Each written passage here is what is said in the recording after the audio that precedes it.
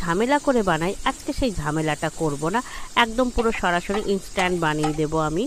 তো এই রেসিপিটা খুবই সহজভাবেই আমি দেখিয়ে দেবো। আজকে বানাবো আমি বিরিয়ানি, আর সেটা ভাত করে নয়, এটা পুরোপুরি চাল দিয়েই সরাসরি বানাবো। তো প্রথমে আলুগুলো ভেজে তুলে রেখেছি, আর এখানে দিয়েছি কোচানো পেঁয়াজগুলোকেও না খুব ভালোভাবে ভেজে নিচ্ছি। এর মধ্যে থেকে কিছুটা পেঁয়াজ আমি বেরেস্তার জন্য তুলে নেব, আর বাকি পেঁয়াজটা আমি মাংসেই দেব।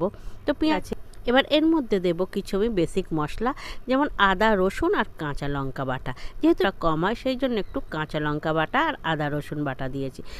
এর মধ্যে অল্প একটু হলুদ, আর দিয়ে দিচ্ছি আমি এর মধ্যে 1 চামচ বিরিয়ানি মশলা। দিয়ে এর মশলাটাকে বেশ ভালো করে কষিয়ে নিয়ে এর মধ্যে দিয়ে দিয়েছি চিকেন। তবে চিকেনটা না দেয়াটা আপনাদের দেখাতে পারিনি, ওই সময় একটা ফোন এসেছিলো যার জন্য ভিডিওটা না কেটে গেছে। তো ওর মধ্যে আমি চিকেন দিয়েছি, আর দিয়েছি এর মধ্যে কিছুটা ফ্যাটানো টক দই দিয়ে, আর দিচ্ছি লঙ্কার গুঁড়ো দিয়ে বেশ ভালো করে নাড়িয়ে নিচ্ছি। সুন্দর। তো বিরিয়ানিতে একটু চিকেনে না একটু টক দই দিলে ভালো হয়। তো এখানে আমি চিকেনগুলো ভালোভাবে কষিয়ে নিচ্ছি যতক্ষণ না তেল ছাড়বে। তেল ছেড়ে দিয়েছে, এর মধ্যে ভেজে রেখে দেওয়া আলুগুলো না দিয়ে দিয়েছি, দিয়ে বেশ ভালো করে নাড়িয়ে নিচ্ছি। আর এখানে একটা বাটির মাপ করে 2 বাটি চাল আমি ধুয়ে জল ঝরিয়ে রেখেছিলাম, সেই চালটা দিয়ে দিয়েছি, দিয়ে বেশ ভালো করে নাড়িয়ে নিচ্ছি। নিয়ে এর মধ্যে দিয়ে দিচ্ছি আর 1 চামচ বিরিয়ানি মশলাটা দিয়ে আমি জল দিয়ে দিচ্ছি।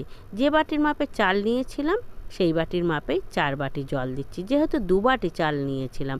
তো এখানে এর মাপটা হলো এই, যে পাত্রের মাপে আপনি চাল নেন না কেন সেই পাত্রের মাপেই আপনাকে জল দিতে হবে। 1 বাটি চাল নিলে 2 বাটি, 2 বাটি চাল নিলে 4 বাটি জল দিতে হবে। মাপটা ঠিকঠাক রাখলে আপনার বিরিয়ানিটা হবে একদম ঝরঝরে।